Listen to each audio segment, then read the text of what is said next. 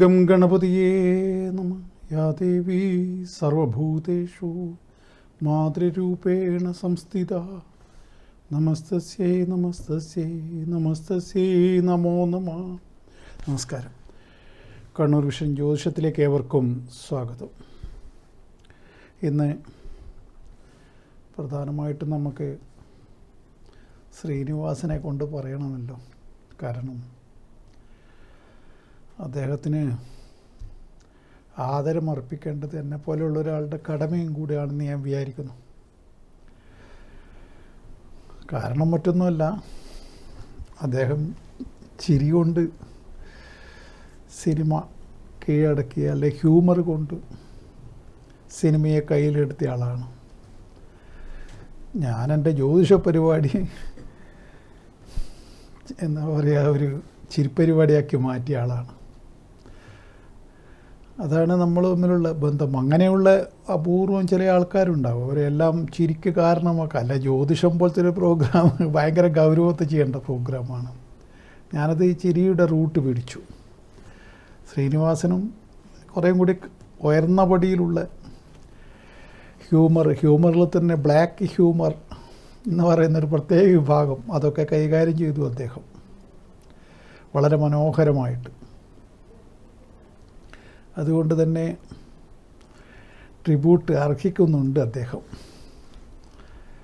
എല്ലാ അർത്ഥത്തിലും. ആദ്യം തന്നെ അദ്ദേഹത്തിന് പ്രണാമം അർപ്പിക്കട്ടെ. ഈ എന്താണ്, നമ്മൾ കാലത്ത് ഈ ചിരിക്കുള്ള പ്രാധാന്യം ഇന്നത്തെ തലമുറയ്ക്ക്, ഇന്ന് നമുക്ക് നിങ്ങളുടെ കയ്യിലൊരു മൊബൈൽ ഫോണുണ്ട്, ആ തലമുറക്ക് ഞങ്ങളുടെ കാലത്തെ ഞങ്ങളെ ചിരിപ്പിച്ചവരുടെ പ്രത്യേകതകൾ, ഞങ്ങൾക്കന്ന് ചിരിക്കാനുള്ള മാർഗങ്ങൾ കുറവായിരുന്നു. ഈ മനോരമയിലുള്ള ബലിത ബിന്ദുക്കളൊക്കെ വായിച്ചിട്ട് എത്രയാ ചിരിക്കുക. ബോബനും മോളി വായിച്ചിട്ട് അതൊക്കെ ചിരിക്കുന്നതിനൊരു കണക്കില്ല. എല്ലാത്തിനും ശ്രീനിവാസൻ പറഞ്ഞ പോലെ ഒരു പരിധിയില്ലേ. ഇന്നിപ്പോൾ പിന്നെ കോമഡി റീല് ഇഷ്ടം പോലെയുണ്ട്. ഞാൻ ഒരാഴ്ച മുമ്പേ പറഞ്ഞ പോലെ നാഗാസൈരഥിയുടെ വർത്തമാനം കേട്ടാൽ നമുക്ക് നന്നായി ചിരിക്കാം. അങ്ങനെ പലതും ഉണ്ട്, പല റൂട്ടിലും ചിരിക്കാനുള്ള വക. അതേപോലെ എന്താണ്, സ്കിറ്റുകൾ, അത് മുഴുവൻ ചിരിപ്പിക്കാൻ വേണ്ടി മാത്രമാണല്ല.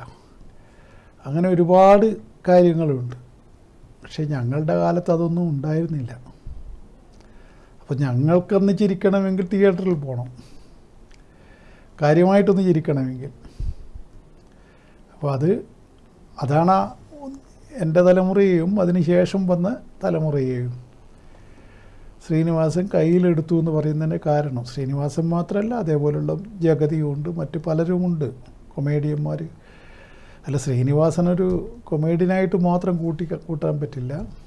എല്ലാ മേഖലയിലും വ്യാപരിച്ച വ്യക്തി. പിന്നെ നമ്മൾ കണ്ണൂർക്കാർക്ക്, കണ്ണൂർ വിഷനാണല്ലോ ഇത്. പണ്ടൊക്കെ ഒരു വർത്തമാനം ഉണ്ടായിരുന്നു, കണ്ണൂർ എന്ത് സിനിമ വന്നിന്, അവിടെ തെയ്യവും മറ്റൊക്കെയല്ലേ എന്ന് പറഞ്ഞിരുന്നു.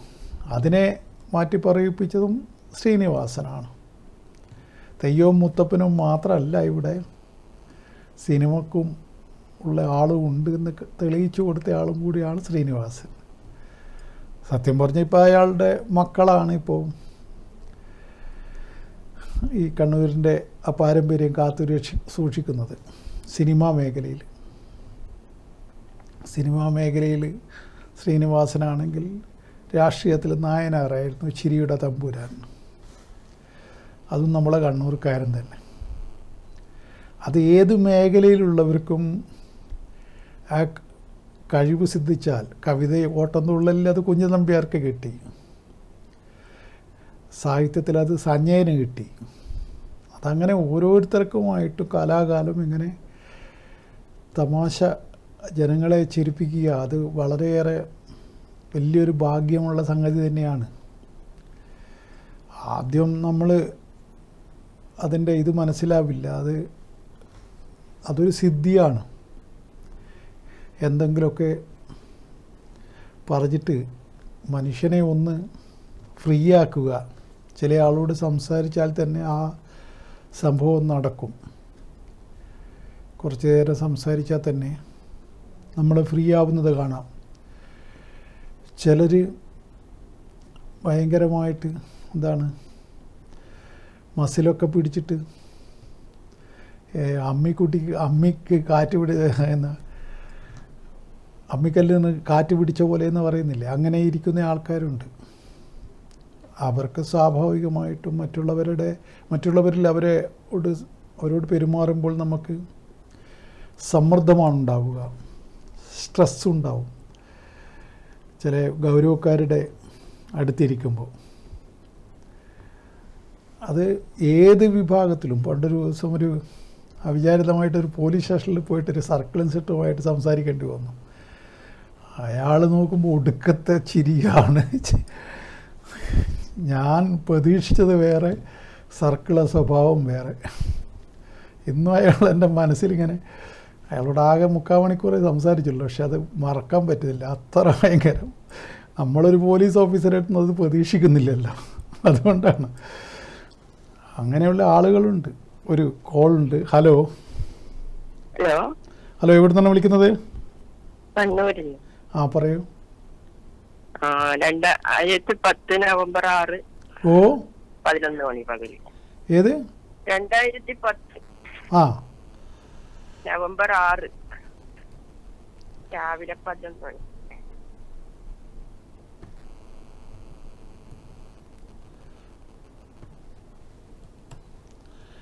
ആരുടേതാണ്?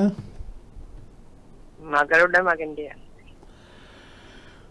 എന്താണ് എല്ലാത്ത കളിയോ? പിന്നെ ഇത് 15 വയസ്സുള്ള കുട്ടി, പിന്നെ എന്താണ് പിന്നെ കളിക്കല്ലാതെ വേറെ എന്താ വേണ്ട? പഠിക്കുന്നില്ല, ചോദ്യാണ്, നക്ഷത്രല്ല. അതെ അതെ, അതെ അതെ. അല്ല, ചോദ്യം കഴിഞ്ഞ് വിശാഖം. ചോദ്യം എന്നല്ലേ ഇത്ര കാലം പറഞ്ഞ 11 മണി രാവിലെ. ഇതിവിടെ 15, ഇത് ചെറിയ മിനിറ്റിന് വ്യത്യാസം വന്നു. 15 വയസ്സും 11 മാസവും 26 ദിവസവും. അതായത് പിന്നെ നക്ഷത്രം തുടങ്ങിയിട്ട് ഒരു 2 മിനിറ്റേ ആയിട്ടുള്ളൂ. വിശാഖം കുറച്ചുകൂടി നല്ല, രണ്ടും നല്ല നക്ഷത്രം തന്നെ. ഈ എന്താണ് ഇപ്പം വ്യാഴദശയാണ്, എന്താ തീരെ ഇതാണോ? ഹലോ ഹലോ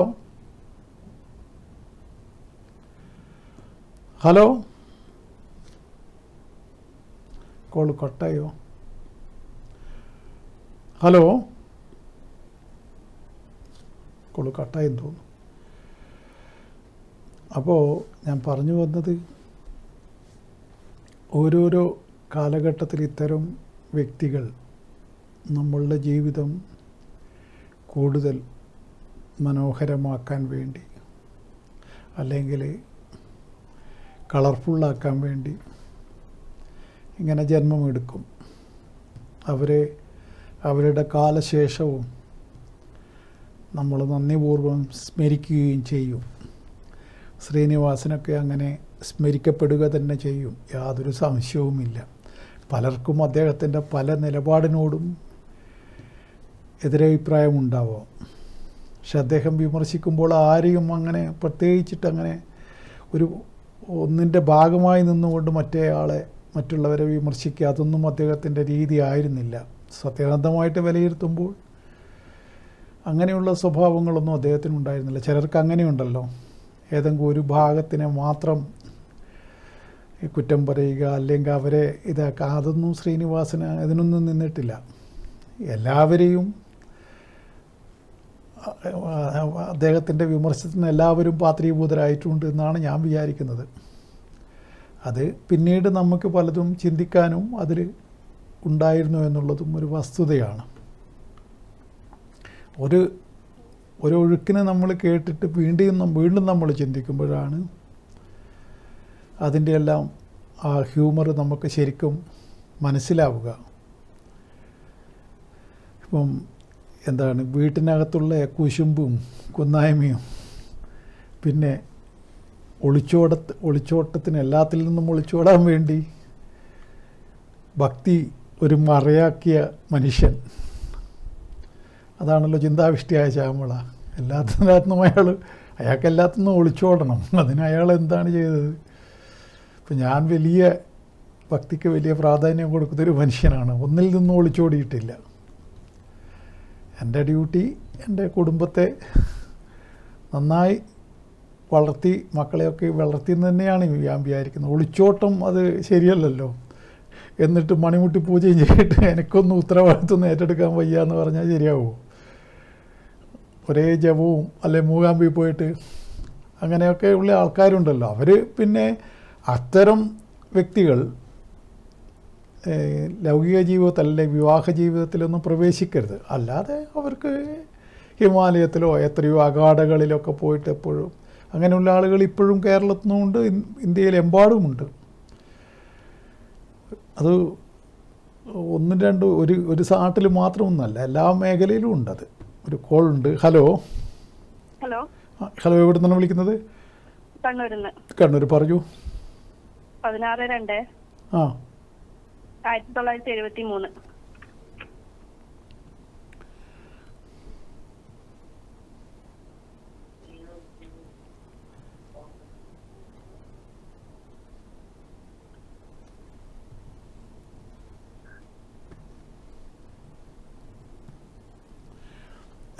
സമയം പറയൂ. 9:32 PM. ആരുടേതാണ്? അച്ഛൻ്റെയാണ്. 9:32 PM. ഓക്കെ. ആ ആയില്ല നക്ഷത്രം. അതെ. അപ്പം നടക്കുന്നത് ചൊവ്വാദശയാണ്. ചൊവ്വയിൽ ശനിയുടെ അപഹാരമാണ്. സമയം വളരെ പിഴവുള്ള ഒരു കാലഘട്ടം. 26 മാസം വരെ ഉണ്ട്. കുറച്ച് മോശമായ ഫലങ്ങൾ ഉണ്ടായേക്കും ചിലപ്പോൾ. എന്തെങ്കിലും ഉണ്ടായിട്ടുണ്ടോ? ശ്രദ്ധിക്കാൻ പറയണം. ഹൃദയ സംബന്ധമായിട്ട് അസുഖങ്ങൾ എന്തെങ്കിലും മരുന്ന് കുടിക്കുന്നുണ്ടോ? ഇല്ല. അതൊന്ന് ചെക്ക് ചെയ്യാൻ പറയണം കേട്ടോ. ഈ സമയം ഷുഗർ ഉണ്ടെങ്കിൽ പിന്നെ കൂടുതൽ ശ്രദ്ധിക്കണം. അത് ഷുഗർ നിയന്ത്രണത്തിലാണോ? കുറച്ച് കൂടുതലുണ്ടോ? ഇല്ല. കൊളസ്ട്രോളോ? ഇല്ല.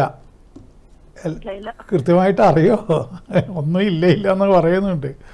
അച്ഛനോട് ചോദിച്ചിട്ട് തന്നെ ഷുഗറേ ഉള്ളൂ. അല്ല, ഷുഗർ ഉണ്ടെങ്കിൽ അതിന് ബോണസായിട്ട് കൊളസ്ട്രോൾ ഉണ്ടാവും. ഷുഗറായിട്ട് ഒരാൾക്ക് വരില്ല. കൊളസ്ട്രോളും പ്രഷറും അതിനോട് അനുബന്ധമായിട്ടുണ്ടാവും. അത് ടെസ്റ്റ് ചെയ്ത് നോക്കിയാൽ ഞാൻ പറയുന്നത് സത്യമാണെന്ന് മനസ്സിലാവും. അങ്ങനെയാണ് അതിൻ്റെ രീതി. അങ്ങനെയാണ്. ഞാനും കുറച്ച് പ്രായമൊക്കെ ആയില്ലേ, എനിക്കും അറിയില്ലേ. അപ്പോൾ ഏതായാലും ആരോഗ്യപരമായിട്ട് വളരെയേറെ സമയം പിഴവാണ്. പ്രത്യേകിച്ചിട്ട് ഈ ഒരു 6 മാസക്കാലമാണ് ഏറ്റവും കൂടുതൽ ദോഷമായിട്ട് ഞാൻ കാണുന്നത്. അതിലിപ്പോൾ 6 മാസം 7 മാസത്തോളം ആ സമയം മോശം വന്നിട്ട് കഴിഞ്ഞു. അതുകൊണ്ട് പക്ഷേ എങ്കിലും നമ്മൾ 5-6 മാസം വളരെ ഗൗരവത്തിൽ ശ്രദ്ധിക്കണമെന്ന് അദ്ദേഹത്തോട് പറയണം. അങ്ങനെ ഞാനെന്തും കാണാതെ വെറുതെ അങ്ങനെ പറയില്ല. അപ്പോൾ അത് ഗൗരവത്തിൽ തന്നെ അതിനെപ്പറ്റി കണക്കിലെടുക്കാം. മറ്റ് കാര്യങ്ങളൊന്നും അങ്ങനെ ദോഷമായിട്ട് കടുത്ത രൂപത്തിൽ കാണുന്നില്ല. പിന്നെ പണം എപ്പോഴും പണത്തിന് വന്ന് കയ്യിൽ വരുന്ന പൈസ നിൽക്കില്ല എന്നുള്ളൊരു പ്രത്യേക ബലമുണ്ട്. അതങ്ങനെ അത് പണ്ടേ അങ്ങനെ തന്നെ പുള്ളിക്കത് ശീലമാണ്. എവിടുന്നോ വരും പണം. പണം വരാതില്ല, പക്ഷേ പണം വന്നാൽ നിൽക്കുമൊന്നുമില്ല. അതൊരു പ്രത്യേകത ആദ്യ ജാതക പ്രകാരം അങ്ങനെ കാണുന്നുണ്ട്. വേറെ എന്താണ് പ്രത്യേകിച്ച് അറിയേണ്ട വിഷയം? എന്താണ്? അതെ, അത് ഞാൻ പറഞ്ഞല്ലോ. പണം അതൊക്കെ കടമൊക്കെ വീട്ടാൻ പറ്റും. എന്തായാലും ഈ ഒരു കാലഘട്ടം കഴിഞ്ഞാൽ, അതായത് ഈ ചൊവ്വാദശ കഴിഞ്ഞാൽ, ഇല്ല പ്രത്യേകിച്ച് ഈ ശനിയുടെ അപഹാരം കഴിഞ്ഞാൽ തന്നെ കുറേ മാറ്റം വരും. ഇപ്പം കുറച്ച് വളരെയേറെ മോശമായ ഫലങ്ങളുണ്ടാവും. ഞാൻ ഈ പറഞ്ഞ ഈ പീരീഡ് 7 മാസമായിട്ട് കുറച്ച് ഫുള്ളായിട്ട് നല്ലതെന്നല്ല. ഇപ്പോഴത്തെ ഈ കടുത്ത അവസ്ഥ മാറും. അതുകൊണ്ട് തന്നെ ടെൻഷനും ഉണ്ടാവും. ഇപ്പം ഒരുപാട് പ്രശ്നങ്ങളിപ്പം ഇദ്ദേഹം നേരിടുന്നുണ്ടാവും. സ്വാഭാവികം മാത്രമാണത്. അത് അത് അതിനേക്കാൾ അതിലെല്ലാം സീരിയസ് ആയിട്ട് കാണേണ്ടത് ആരോഗ്യ വിഷയമായതുകൊണ്ടാണ് ഞാൻ അത് പറഞ്ഞത് കേട്ടോ. ആരോഗ്യകാര്യത്തിൽ വളരെ സൂക്ഷിക്കുക. Okay okay okay. അപ്പോൾ ഞാൻ പറഞ്ഞത് അങ്ങനെ ഓരോ വിഷയത്തിലും മലയാളിയെ വളരെയേറെ ചിരിപ്പിക്കുകയും ചിന്തിപ്പിക്കുകയും ചെയ്ത മനുഷ്യൻ തന്നെയാണ് ഇന്നലെ നമ്മളെ വിട്ടുപോയ ശ്രീനിവാസൻ. കൂത്തുപറമ്പ് പാട്യം എന്ന് പറഞ്ഞ സ്ഥലത്താണ് ജനനം. മട്ടന്നൂരാണ് പഠനവും എല്ലാം കൊണ്ടും. ശരിക്കും നമ്മളെ നാട്ടുകാരൻ തന്നെ പറയാം. ഞാനിപ്പോൾ നിൽക്കുന്നത് തലശ്ശേരിയിൽ നിന്നും പാട്യത്തേക്കൊരു 10 കിലോമീറ്ററേ കാണുള്ളൂ. ഏതായാലും അദ്ദേഹത്തിൻ്റെ പിന്നെ ഇത് വേർപാട് ഒരു നഷ്ടം തന്നെയാണ് മലയാള സിനിമക്ക്. കുറച്ചു കാലമായിട്ട് ആരോഗ്യം തീരെ വീക്കായി. അത് വേറെ തമാശ. എല്ലാ അറിവും ഉള്ളവനാണ്, പക്ഷേ പുകവലി അത് അയാൾക്ക് വിടാൻ പറ്റിയില്ല. അതാണ് മനുഷ്യൻ എന്തെങ്കിലും ഒന്ന് ദൈവം ഒരു കുരിശ് കൊടുക്കുമെന്ന് പറയുന്നു. അത് മനുഷ്യജന്മത്തിൻ്റെ പ്രത്യേകതയാണെന്നും പറയുന്നു. അദ്ദേഹം ജൈവ കൃഷിയെക്കുറിച്ചൊക്കെ വാദപുരാതെ സംസാരിച്ചവനാണ്. മായം ചേർന്ന് വസ്തുക്കൾ അത് ശരിയാണ് പറയുന്നതിൽ. ഈ തമിഴ്നാട്ടിൽ നിന്നൊക്കെ വരുന്ന എല്ലാ വസ്തുക്കളിലും അവരടിക്കുന്ന അവിടുത്തെ കർഷകർ, പ്രത്യേകിച്ച് കേരളത്തിലേക്കാണ് അതിൻ്റെ ശരിയായ മാർക്കറ്റ്. അവിടെ ആ കെമിക്കൽ കൂടുതൽ, അത് മാങ്ങയിൽ വരെ എല്ലാത്തിലും അത് കാണാൻ പറ്റും. അത് ഇപ്പോൾ ഇല്ലാതൊരു വസ്തു പറയാനില്ല എന്ന് വെച്ചിട്ട് ഇപ്പം നമുക്കത് വാങ്ങി തിന്നാതെ നിവൃത്തിയുമില്ല. ശ്രീനിവാസൻ ഇതിനെക്കുറിച്ചൊക്കെ നമ്മളെ ബോധവൽക്കരിച്ചു. പക്ഷേ ഏറ്റവും വലിയ ദോഷമായ പുകവലി ഇന്ന് മെഡിക്കൽ സയൻസ് പറയുന്ന 2 പ്രധാന കാര്യങ്ങളാണ് ഹൃദ്രോഗത്തിൻ്റെ സാധ്യത വർദ്ധിപ്പിക്കുന്നതെന്ന് പറയുന്നുണ്ട്. അതൊന്ന് പുകവലിയും രണ്ടാമത്തത് സ്ട്രെസ്സുമാണ്. അതായത് അതാണ് ഈ ചെറുപ്പക്കാർക്കൊക്കെ ഈ തൊഴിൽ സംബന്ധമായ സമ്മർദ്ദം, ജോലിയുടെ പ്രഷർ, അത് താങ്ങാൻ പറ്റാതെ കുഴഞ്ഞു വീണ് മരിച്ചു പോകുന്ന ചെറുപ്പക്കാരുടെ എണ്ണം ഇപ്പം വല്ലാതെ വർദ്ധിക്കുകയാണ്. ബാംഗ്ലൂരാവട്ടെ ദുബായിലാവട്ടെ ഒക്കെ ചെറിയ 32-30 വയസ്സൊക്കെയുള്ള ചെറുപ്പക്കാരല്ലേ മരിച്ചു പോകുന്നത്. ഇന്നലെയോ മിഞ്ഞാന്നോ മറ്റോ 28 വയസ്സുള്ളൊരു എൻ്റെ നാട്ടുകാരൻ, എൻ്റെ വീട്ടിൻ്റെ കുറച്ചപ്പുറമുള്ള കോപ്പാലം എന്നുള്ള സ്ഥലത്തുള്ള മൂഴിക്കരയുള്ളൊരു ചെറുപ്പക്കാരൻ, വെറും 28 വയസ്സ്. എന്താണ് ബോഡി കണ്ടാലും മതി, അത്ര ഒത്ത ശരീരം, ആള് പോയി. അതാണ് പറയുന്നത്. അപ്പോൾ അത് ഒരു പരിധിവരെ അതിൻ്റെ കാരണം ഒന്ന് ഇതായിരിക്കും, അല്ലെങ്കിൽ വേറെ വല്ല കാരണങ്ങളും ഉണ്ടാവും സ്വാഭാവികമായിട്ട്, അത് നമുക്കറിയില്ല. പക്ഷെ ഒരു ഡോക്ടർമാർ പറയുന്നത് തീരെ നമ്മൾ ഒഴിവാക്കേണ്ട കാര്യമായിട്ട് സ്മോക്കിങ്ങിനെ, പുകവലിയെ പറയുന്നുണ്ട്. മറ്റേതിപ്പം നമ്മളെ തൊഴിൽപരമായിട്ടുള്ള ടാർഗറ്റ് തേക്കാൻ വേണ്ടിയുള്ള നെട്ടോട്ടത്തിൽ വരുന്ന പ്രഷറൊന്നും ഇപ്പോൾ ഒരാൾക്ക് ജോലി ചെയ്യാതിരിക്കാൻ പറ്റില്ലല്ലോ. അപ്പോൾ അയാളുടെ ചീഫ് അല്ലെങ്കിൽ അയാളുടെ ബോസ് അയാൾക്കൊരു ടാർഗറ്റ് നിശ്ചയിക്കുന്നു. സെയിൽസിലും മറ്റൊക്കെ ആണെങ്കിൽ ആ ടാർഗറ്റ് തികയുന്നവർ അയാൾക്ക് ആകെ ടെൻഷനാണ്. വലിയ വലിയ കമ്പനിയിൽ ഒക്കെ അങ്ങനെയാണ്. അപ്പോൾ ഇത് ലക്ഷ്യം പൂർത്തീകരിക്കാൻ അയാൾക്ക്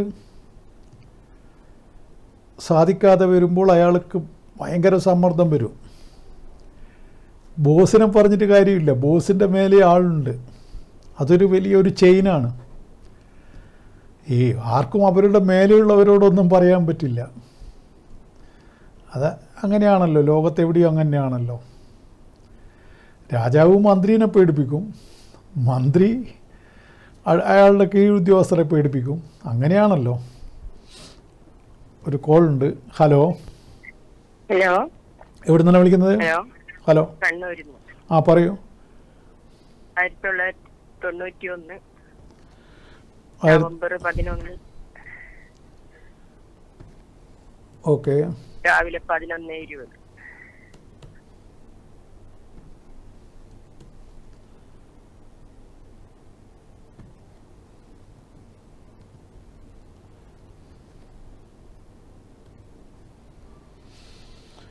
പുരാടം. അതെ അതെ, ആരുടേതാണെന്ന് പറയൂ. മകളതാണ്. എന്താണ് മകളെ കൊണ്ട് അറിയേണ്ട വിഷയം പറയൂ. മകള് പഠിച്ചുകൊണ്ട് ജോലിയിലുണ്ട്. അതെന്താന്ന് ഇനി മേലോട്ട്.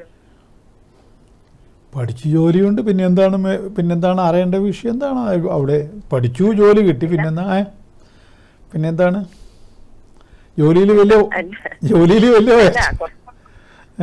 ജോലിയിൽ വലിയ ഉയർച്ച വരുമെന്നാണ് കാണുന്നത്.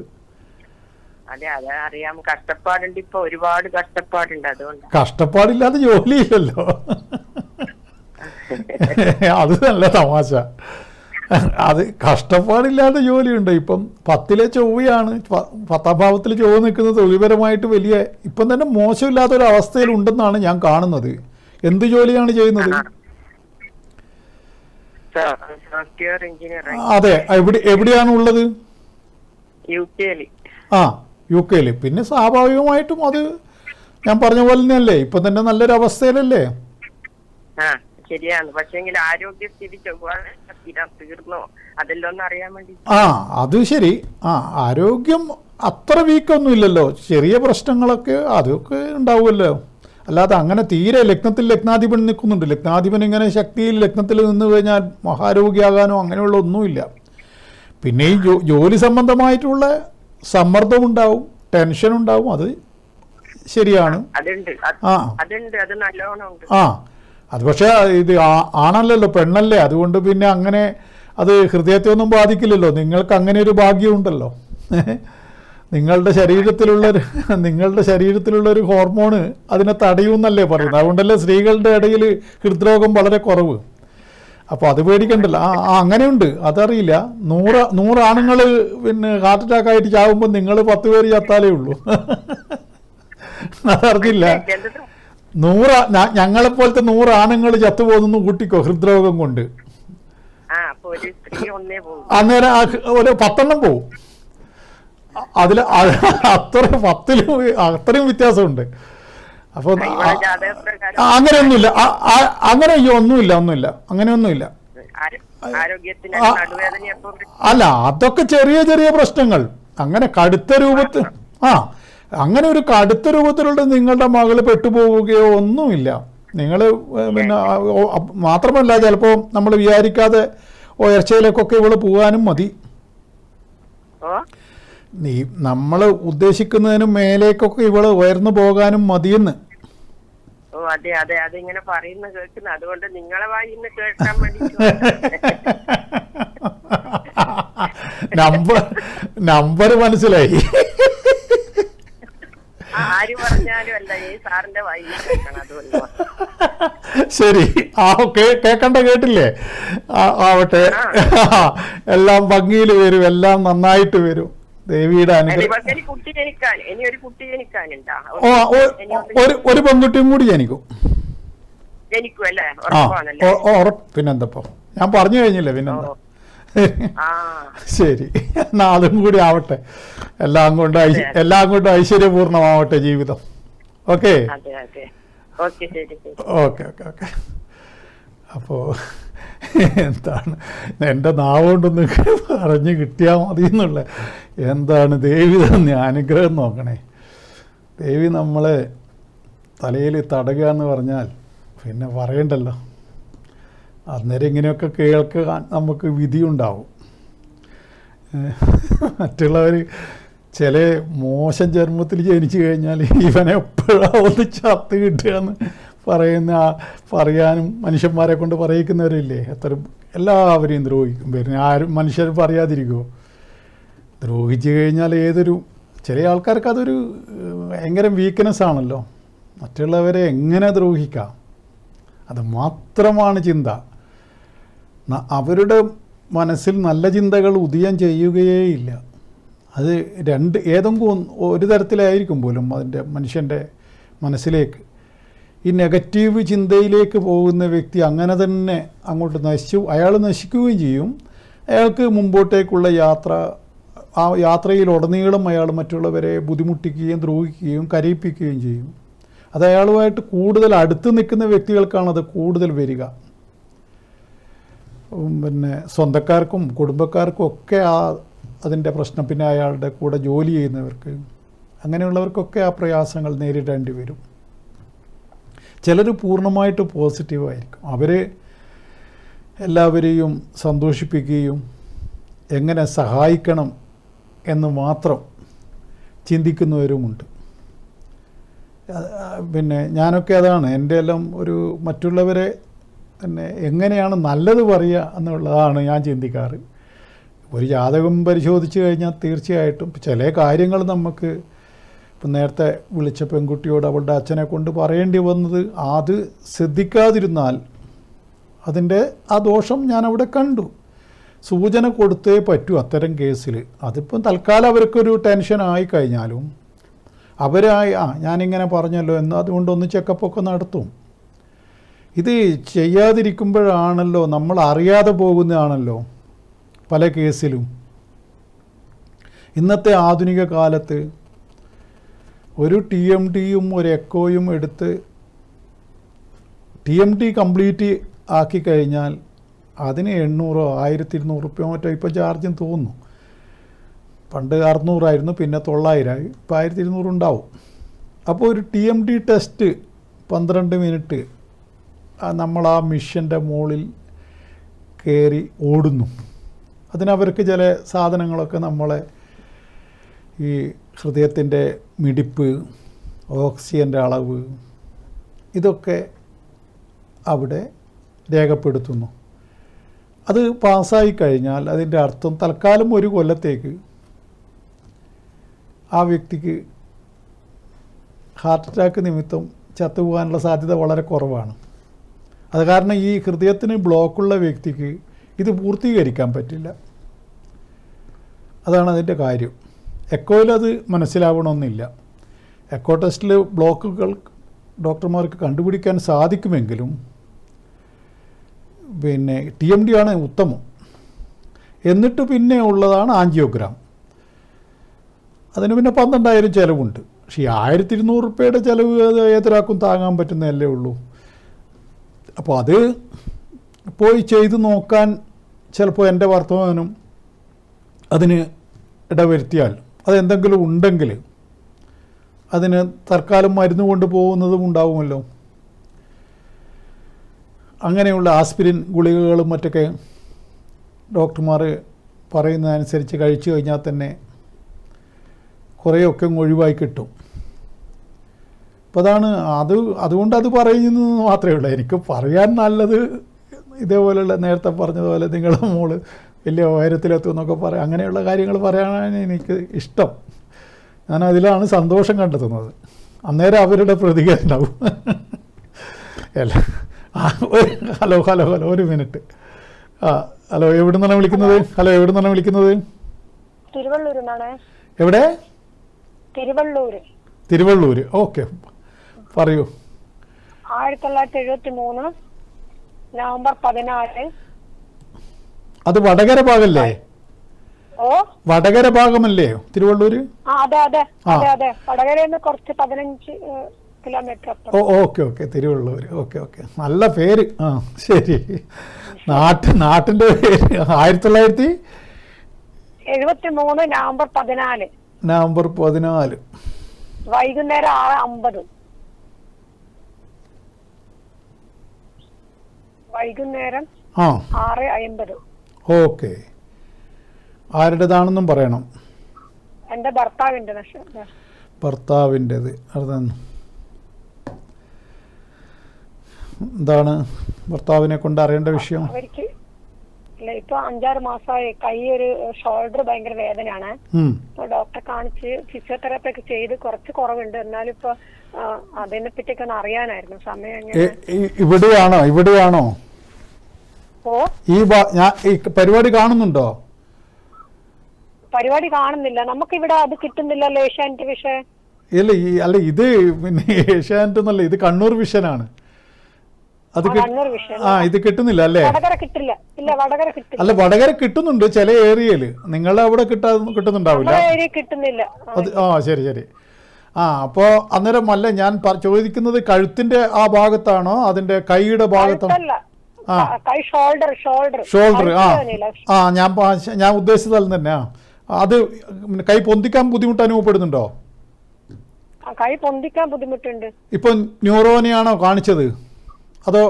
അല്ല, ഓർത്തോ ഡോക്ടർ പറഞ്ഞ ഫിസിയോതെറാപ്പി ചെയ്താൽ മതി, കുറച്ച് കുറവുണ്ട്. എന്നാലും ഇപ്പൊ സമയം എങ്ങനെ അതൊക്കെ അറിയേണ്ടിട്ടായിരുന്നു. സമയം പറ്റ പിഴവ് തന്നെയാണ്. കേതുദശയിൽ രാഹുവിന്റെ അപഹാരമാണ് ഇപ്പം നടക്കുന്നത്. 26 8-ാം മാസം വരെ ഉണ്ട്. അത് തുടങ്ങിയിട്ട് ഈ 7-ാം മാസം തുടങ്ങി, 5 മാസമായിട്ട് പിഴച്ചു. ഈ 5 മാസം കൊണ്ടാണോ ഈ രോഗം വന്നത്? അപ്പോൾ റെഡി തന്നെ. ഞാൻ നമ്മളെ ഇത് ജ്യോതിഷപ്രകാരം കറക്റ്റാണ്. കേതുവിൽ രാഹുവിന്റെ അപഹാരം, അത് മാറ്റം വരും. അതിനുശേഷം ഭർത്താവിനോട് പേടിക്കണ്ടെന്ന് പറയൂ. ഇത് കഴിഞ്ഞാൽ മാറ്റം വരും എന്ന് പറയും. 2026 അടുത്ത ഓണത്തോടു കൂടി കാര്യങ്ങൾ മാറ്റം വരും. ആയുസിന് എന്താ പ്രശ്നം? ആയുസിനൊന്നും പ്രശ്നമൊന്നുമില്ലല്ലോ. എന്ത് പ്രശ്നം? എന്തോന്ന് പ്രശ്നം? അല്ല, ഇവര് കുട്ടികളെ കൊണ്ടൊക്കെ നല്ല ഗുണമുണ്ടോ? മക്കളൊക്കെ പഠിക്കുന്നായിരുന്നേ. മക്കള് പഠിക്കട്ടെ. മക്കളെ ഇന്നത്തെ മോളെ എഞ്ചിനീയറിംഗ് ഏകദേശം കഴിഞ്ഞു. പക്ഷെ ക്യാമ്പസ് സെലക്ഷൻ ഇതുവരെ കിട്ടിയിട്ടില്ല. അത് മക്കളങ്ങ് നല്ല നിലയിൽ പോകും. പിന്നെ മക്കളെ കൊണ്ടുള്ള ഗുണമെന്ന് പറഞ്ഞാൽ അത് അതിന്റെ കാലം പോയില്ലേ, അക്കാലം കഴിഞ്ഞില്ലേ. അവര് നന്നാവും. പിന്നെ മക്കളെ കൊണ്ട് അതൊന്നും ഇപ്പൊ ആരും പ്രതീക്ഷിക്കുന്നില്ലല്ലോ. മക്കളെ കൊണ്ട് എന്താണെന്ന് പ്രതീക്ഷിക്കേണ്ടത്? അത്ര അവര് നന്നായി വരും. അതിനൊന്നും കുഴപ്പമൊന്നും ഞാനിവിടെ കാണുന്നില്ല. പിന്നെ നമുക്കതിനെ കൊണ്ട് എന്ത് ഗുണമെന്ന് ചോദിച്ചു കഴിഞ്ഞാൽ അതൊന്നും വലിയ അത്ര ആ സന്തോഷം അനുഭവിക്കാൻ കഴിയും.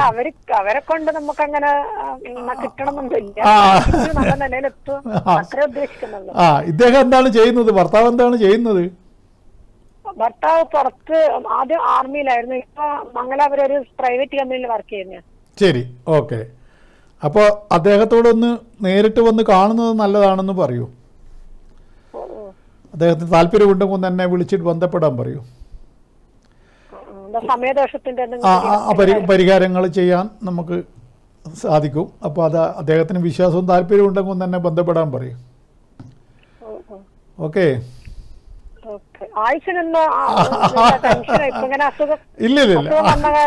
ഇല്ല ആയുസിന് ഇതല്ല ഓർത്തോയുടെ മറ്റേ അസുഖം വന്നിട്ട് എന്തെന്ന് ആയുസിന് പ്രശ്നം വന്നിന് ഒന്നൊരു പ്രശ്നവും ഇല്ല. നിങ്ങൾ എന്തിനാണ് അങ്ങനെ നെഗറ്റീവായിട്ട് അങ്ങനെ ചിന്തിക്കാതെ?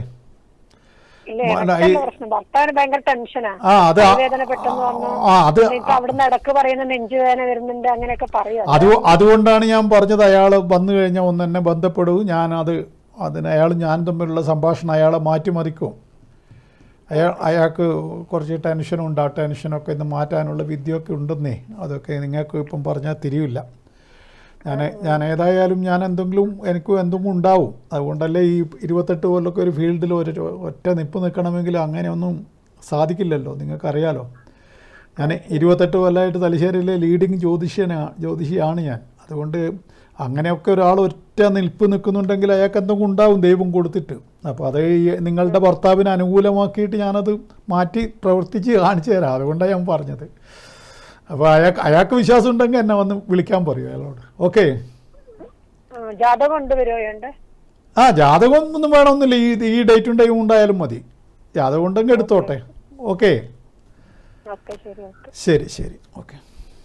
അപ്പോൾ ഞാൻ പറഞ്ഞത് ഈ ശ്രീനിവാസൻ ചെയ്ത നല്ല കാര്യങ്ങൾ നമ്മൾ നിശ്ചയമായിട്ടും അദ്ദേഹത്തെ ഓർമ്മിക്കാതെ, പ്രത്യേകിച്ചിട്ടും അദ്ദേഹത്തിൻ്റെ ഈ സംഭവം നടന്നിട്ട് അത്രയിലേ ആയിട്ടുള്ളൂ. അദ്ദേഹം യാത്ര പോകുന്ന ഇനി കുറച്ച് നേരം കൂടി മാത്രമേ ഉള്ളൂ. അദ്ദേഹത്തിൻ്റെ സംഭാവന മാനിച്ചിട്ട് കേരള ഗവൺമെൻറ് അദ്ദേഹത്തിന് ഔദ്യോഗിക ബഹുമതികളോടുകൂടിയാണ് യാത്ര അയക്കുന്നത്. അത് അത്തരം വ്യക്തികളെ ആർക്കും അങ്ങനെ അവഗണിച്ച് മാറ്റാൻ പറ്റില്ലല്ലോ. അതുകൊണ്ടാണല്ലോ സർക്കാർ തന്നെ അദ്ദേഹത്തിൻ്റെ ഈ ഔദ്യോഗിക ബഹുമതി കൊടുക്കാൻ തീരുമാനിച്ചത്. എല്ലാവർക്കൊന്നും കിട്ടുന്നതൊന്നും അല്ലല്ലോ അത്. അപ്പോൾ അതുകൊണ്ട് ഏതായാലും അദ്ദേഹത്തിൻ്റെ ആത്മാവിൻ്റെ ശാന്തിക്ക് വേണ്ടി ഞാൻ പ്രാർത്ഥിക്കുന്നു. ഇനി നമ്മൾ ഇന്നത്തെ ദേവിയുടെ കാര്യം ഞാൻ പറഞ്ഞില്ല, പറയണമല്ലോ.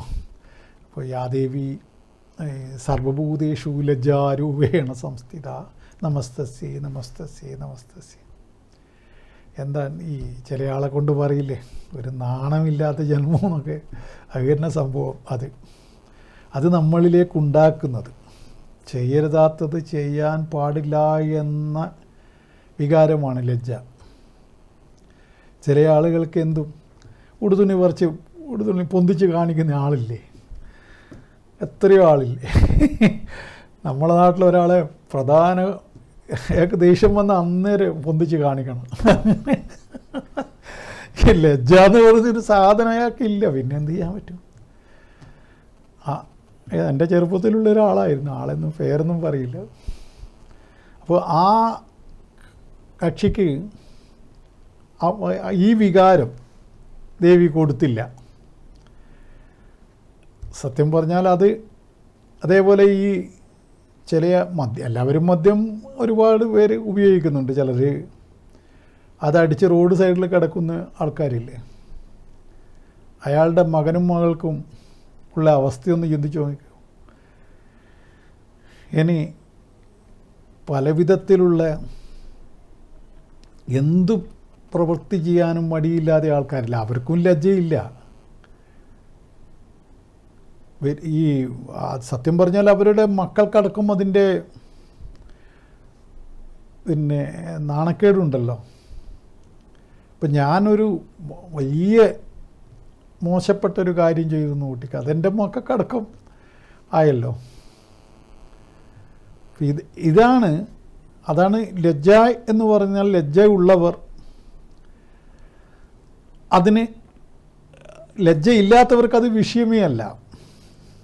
അതാണ് യാദേവി സർവഭൂതേഷു ലജ്ജാരൂപേണ സംസ്ഥിത. ലജ്ജ കുറച്ചെങ്കിലും വേണം നമുക്ക്, നാണം. അത് തന്നെയാണ് നാണം, അതല്ലാതെ അത് തമ്മിൽ വലിയ വ്യത്യാസമില്ല. നമ്മൾ പെട്ടെന്ന് പറയുമ്പം നാണം തന്നെയാണല്ലോ പറയുക. ഒരു നാണമില്ലാത്തൊരു ജന്മം എന്ന് പറയുന്നില്ലേ. ഇത് നമ്മളിലേക്ക് ദൈവികമായിട്ട് തന്നെ വരണമെന്ന് പറയുന്നു. അല്ലാതെ അവർക്ക് എന്ത് വൾഗാരിറ്റിയും അവർക്ക് പ്രദർശിപ്പിക്കാം. അതിന് നമ്മളിപ്പം സോഷ്യൽ മീഡിയ, സാമൂഹ മാധ്യമത്തിൽ നോക്കൂ, ചില ആളുകൾ എന്തൊക്കെയാണ് പറയുക. അതെന്താണ് നമുക്ക് എല്ലാവർക്കൊന്നും അങ്ങനെ പറയാൻ സാധിക്കാത്തത്? അതും ഇതിൻ്റെ ഭാഗമായിട്ട് നമ്മൾ കണ്ടാൽ മതി. അവർ ഏതെല്ലാം തരത്തിലുള്ള അവരുടെ തന്നെ ചിത്രങ്ങൾ പോസ്റ്റ് ചെയ്യുന്ന ആൾക്കാരുണ്ട്, അതീവ വൃത്തികെട്ട രൂപത്തിലൊക്കെ, പ്രത്യേകിച്ചും സ്ത്രീകളൊക്കെ. അല്ല, അതവരുടെ ചില ആളുടെ ആ റീല് വിറ്റിട്ടാണ് അവർ കഞ്ഞി കുടിക്കുന്നത്, അത് വേറെ കാര്യം. എങ്കിലും എല്ലാവർക്കും അത് പറ്റില്ലല്ലോ. അപ്പം അവരുടെ യൂട്യൂബിലുള്ള വീഡിയോ 1 ലക്ഷം അല്ലെങ്കിൽ 10 ലക്ഷം ആൾ കാണുന്നു, 1 മില്യൺ ആൾക്കാർ കണ്ടു കഴിഞ്ഞാൽ അവർക്ക് വലിയൊരു പൈസ കിട്ടും, ശരിയാണ്. പക്ഷെ അതിനു വേണ്ടി അവർ പോസ് ചെയ്യുന്ന പോലെ പോസ് ചെയ്യാൻ എല്ലാ സ്ത്രീകൾക്കും സാധിക്കില്ലല്ലോ. അവിടെയാണ് അവർക്ക് ഈ ലജ്ജ എന്നുള്ള വികാരം അവിടെ അവർ മാറ്റിവെക്കുന്നു. ചിലപ്പോൾ ഉണ്ടാവാം, പക്ഷേ അരി മേടിക്കേണ്ട പ്രശ്നമായതുകൊണ്ടാവാം, അതും പറയാൻ പറ്റില്ലല്ലോ. മനുഷ്യൻ്റെ അവസ്ഥയല്ലേ, എല്ലാത്തിനും മീതിയാണല്ലോ പട്ടിണി. ദാരിദ്ര്യം. അപ്പം അതിൽ നിന്നകത്തുനിന്ന് മോചനം, പക്ഷെ മോചനം നേടിയ ആളുകളും പിന്നീട് കാരണം 5 കാറുള്ള ഒരാളുണ്ട്, അയാളും ചെയ്യുന്നത് ഇത് തന്നെ, അയാൾക്ക് ദാരിദ്ര്യമൊന്നുമില്ലല്ലോ. അപ്പോൾ അതല്ലാതെ ദാരിദ്ര്യമുള്ള ഒരു സ്ത്രീ അങ്ങനെ റീല് വിറ്റ് കാശുണ്ടാക്കുന്നുണ്ടെങ്കിൽ, അല്ല യൂട്യൂബിൽ കയറി വീഡിയോ പോസ്റ്റ് ചെയ്ത് കാശുണ്ടാക്കുന്നുണ്ടെങ്കിൽ അവളെ നമുക്ക് വലിയ കുറ്റം പറയാനില്ല, അവളുടെ അരിപ്രശ്നമാണ്. പക്ഷേ 5 കാറുള്ളവൾ എന്തിനാണ് പിന്നെയും? അപ്പോൾ അത്തരത്തിലുള്ള ആളുകളുണ്ട്. അത് അവർക്ക് ലജ്ജ എന്നുള്ള വികാരം അവർക്ക് ഉണ്ടാവില്ല. ഈ ലജ്ജ എന്നുള്ള വികാരം നമ്മളിലേക്ക് ഉണ്ടാക്കുന്നത് പരാശക്തിയാണെന്നാണ് ഇവിടെ പറയുന്നത്. ഇതൊന്നും പരാശക്തിയില്ലേ ലജ്ജയില്ലേ എന്നൊന്നും ചോദിച്ചാൽ എനിക്ക് ഉത്തരവില്ല. ഞാൻ അമ്മയെ കൊണ്ടാണല്ലോ പറയുന്നത്. അപ്പോൾ എനിക്ക് അതല്ലാതെ പിന്നെ എന്താണ് എല്ലാം അതിലേക്ക് സമർപ്പിക്കുക എന്നുള്ളതാണല്ലോ എൻ്റെ ഒരു രീതി. അപ്പോൾ അങ്ങനെ വരുമ്പോൾ ദേവി ലജ്ജയായിട്ട് നമ്മളിൽ കുടികൊള്ളണമെന്ന് പറയുന്നു. അത് നമുക്ക് മനുഷ്യർക്ക് ആവശ്യമാണ് എന്ന് പറയുന്നു. ഇത്തരം കാര്യങ്ങളൊക്കെ പൊളിച്ചടുക്കിയ മനുഷ്യനും കൂടിയായിരുന്നു ശ്രീനിവാസൻ. നമ്മളുടെ ഈ എന്താണ് ഈ നാണമില്ലാത്ത കളിയൊക്കെ ശ്രീനിവാസൻ ഒരുപാട് തവണ കളിയാക്കിയിട്ടുണ്ട്. അദ്ദേഹത്തിന് വലിയ ഇത്തരം എന്നെ പോലത്തെ ദൈവവിശ്വാസമൊന്നും ഉണ്ടായിരുന്നില്ല. പക്ഷേ ജ്യോതിഷത്തെ അദ്ദേഹം തള്ളി പറഞ്ഞുമില്ല. അത് പറയാതിരിക്കാൻ വയ്യ. അതിലെനിക്ക് നന്ദിയുണ്ട്. ജ്യോതിഷികൾ മൊത്തം കള്ളന്മാരാണെന്ന് പറയുന്ന അപ്പരിപാടിക്കൊന്നും ശ്രീനിവാസൻ നിന്നിട്ടില്ല. അതിൽ ചില സത്യങ്ങളുണ്ട് എന്നുള്ള രൂപത്തിൽ അദ്ദേഹം സംസാരിച്ചിട്ടുമുണ്ട്. അതങ്ങനെയാണ്. നമ്മൾക്ക് ചില ആളുകൾക്ക് അവരുടെ അനുഭവത്തിലൂടെ ചില കാര്യങ്ങൾ ബോധ്യപ്പെടും. അതവർ പിന്നെ അവർ അതിനെ എതിർക്കില്ല. എന്ന് വെച്ചിട്ട് ഇപ്പോൾ ഈ ജ്യോതിഷ മേഖലയിൽ മൊത്തം എല്ലാം ഭയങ്കര പരിശുദ്ധമായ കഴിവുള്ള ആൾക്കാരും അല്ലെങ്കിൽ ഒരു കള്ളത്തരവും ഇല്ലാത്തവരും അങ്ങനെയല്ല ഞാൻ പറഞ്ഞതിൻ്റെ അർത്ഥം. ഒരുപാട് കള്ളനാണയങ്ങൾ ഉണ്ട്. അതിപ്പോൾ ഏത് മേഖലയിലാണ്? രാഷ്ട്രീയത്തിലില്ലേ? അതുകൊണ്ട് രാഷ്ട്രീയക്കാർ മൊത്തം മോശമാണോ? അങ്ങനെ ഏതിലാണ്? ഇപ്പം ഈ എത്രയോ നല്ല നിലയിൽ നടത്തുന്ന സ്ഥാപനങ്ങൾ, ബാങ്ക് പോലെയുള്ള സ്ഥാപനങ്ങളില്ലേ, അതുകൊണ്ട് ധനകാര്യ സ്ഥാപനത്തിൻ്റെ പേരിൽ എത്രയോ തട്ടിപ്പ് നടത്തുന്ന ആൾക്കാരില്ലേ, എത്രയോ കുറിക്കമ്പനികൾ നടത്തിയിട്ട് പൊട്ടിച്ചിട്ട് അവർ തന്നെ അത് തകർത്തിട്ട് മനുഷ്യനെ കൊള്ളയടിച്ച് പോകുന്ന ആൾക്കാരുണ്ട്. പക്ഷേ എത്രയോ മാന്യമായിട്ട് വർഷങ്ങളായിട്ട് പിന്നെ ഇതേപോലെയുള്ള ചിട്ടി കമ്പനിയൊക്കെ നടത്തുന്നവരില്ലേ. അപ്പോൾ എല്ലാ മേഖലയിലും ഈ പറഞ്ഞ ബ്ലാക്കും വൈറ്റും ഉണ്ടാവും. അതുകൊണ്ട് ജ്യോതിഷികൾ മൊത്തം തട്ടിപ്പാണ്, കള്ളത്തരമാണെന്ന് പറയുന്ന അത്തരം പങ്കത്തരൊന്നും ശ്രീനിവാസൻ വിളിച്ചു പറഞ്ഞില്ല. അതും ഞാൻ അദ്ദേഹത്തെ ഇഷ്ടപ്പെടാനൊരു കാരണമാണ്. കാരണം ഓരോ ആൾക്കാർ അവരവരുടെ ബോധ്യത്തിൽ മനസ്സിലായി കഴിഞ്ഞാലെങ്കിലും അത് തുറന്നു പറയാൻ തയ്യാറാവണമല്ലോ. എല്ലാം കാപട്യത്തിൻ്റെ ലോകം മുഴുവൻ വലിയൊരു വിഭാഗം കാപട്യത്തിലേക്ക് കടന്നു. അതിൻ്റെ ഭാഗമായിട്ട് ഞങ്ങളുടെ ഈ മേഖലയിലും അതുണ്ട്. അതിപ്പം ഡോക്ടർമാരുടെ ഇടയിലില്ലേ, ഒരു കാര്യവും ഇല്ലാണ്ട് വെന്റിലേറ്ററിൽ കയറ്റിയിട്ട് പൈസ മേടിക്കുന്ന ആശുപത്രിക്കാരില്ലേ. എത്രമാത്രം ഉള്ളതിൽ ഏറ്റവും നികൃഷ്ടമായ ജോലി അതല്ലേ. കാരണം അവിടെ കയറ്റി കടത്തി കഴിഞ്ഞാൽ 10-20 ലക്ഷം മേടിക്കാം. മിക്കവാറും ചത്ത ശരീരം എടുത്ത് വെക്കുക. ഒരു കാരണവശാലും ഇവിടുന്ന് ഇവൻ്റെ ബോഡി അല്ലാതെ ജീവനോടെ ഇവനെ കൊണ്ടുപോവില്ല എന്ന് ചികിത്സിക്കുന്ന അവിടുത്തെ എല്ലാ ഡോക്ടർമാർക്കും അറിയാം. പിന്നെ എന്തിനാണ് അവനെ കയറ്റി വെന്റിലേറ്റർ വെക്കുന്നത്? നിങ്ങൾ എടുത്തോളൂ എന്ന് പറഞ്ഞാൽ പോരെ, വീട്ടിൽ കൊണ്ടുപോയി ചത്തോട്ടെ, അല്ലെങ്കിൽ അതുവരെ നമ്മൾ ICUവിൽ വെക്കാമെന്ന് പറഞ്ഞാൽ പോരെ. അത് പറ്റൂല, അന്നേരം ബില്ല് ചെയ്താൻ പറ്റില്ല. വെന്റിലേറ്ററിൽ വെച്ച് കഴിഞ്ഞാൽ ഒരു ദിവസം 1 ലക്ഷം ബില്ലാക്കാലോ. അതാണ് അതിൻ്റെ കാര്യം. അപ്പോൾ അത്തരം കർമ്മങ്ങൾ നടക്കുന്ന ലോകത്തിൽ പിന്നെ ഏത് മേഖലയാണ് പരിശുദ്ധമായ മേഖല 916 എന്ന് ചോദിച്ചാൽ അങ്ങനെയില്ല, ഒന്നുമില്ല. നമ്മൾ ശ്രദ്ധിക്കുക എല്ലാവരും. ജോത്സ്യൻ്റെ അടുത്ത് പോകുമ്പോൾ ആവട്ടെ, ഡോക്ടറെ കാണാൻ പോകുമ്പോൾ ആവട്ടെ, ആശുപത്രിയിൽ പോകുമ്പോൾ ആവട്ടെ, നമ്മളൊരു സ്വന്തമായിട്ടൊരു കാഴ്ചപ്പാടും ബുദ്ധിയും പഠനവും ഒക്കെ നടത്തണം. എങ്കിലും മാത്രമേ ഇന്നത്തെ കാലത്ത് മിന്നിച്ച് പോകാൻ പറ്റൂ. ഇന്ന് നമ്മളെ സമയം ഇവിടെ അവസാനിക്കുകയാണ്. ജ്യോതിഷ സംബന്ധമായിട്ടുള്ള ഫലങ്ങൾ അറിയേണ്ടവർക്ക് ബുക്ക് ചെയ്തുകൊണ്ട് എന്നെ കാണാൻ വരാവുന്നതാണ്. പിന്നെ ഓൺലൈനിൽ സേവനം വേണ്ടവർക്ക് ഇവിടെ കാണുന്ന നമ്പറിൽ 9388504419 എന്നുള്ള ഈ നമ്പറിൽ വിളിച്ച് ബുക്ക്, പിന്നെ ഗൂഗിൾ പേ വഴി പണം അയച്ചു, വാട്സാപ്പ് പിന്നെ ഡേറ്റും ടൈമും അയച്ച് അങ്ങനെയും ഫലം അറിയാം. അതൊക്കെ നിങ്ങളുടെ താല്പര്യം പോലെ ചെയ്യാം. എന്നെ കാണുകയും കേൾക്കുകയും ചെയ്ത് നിങ്ങൾക്ക് നന്ദി, നമസ്കാരം.